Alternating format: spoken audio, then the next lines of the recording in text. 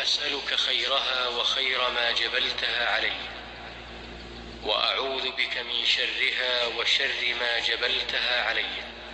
اللهم إني أسألك خيرها وخير ما جبلتها عليه، وأعوذ بك من شرها وشر ما جبلتها عليه.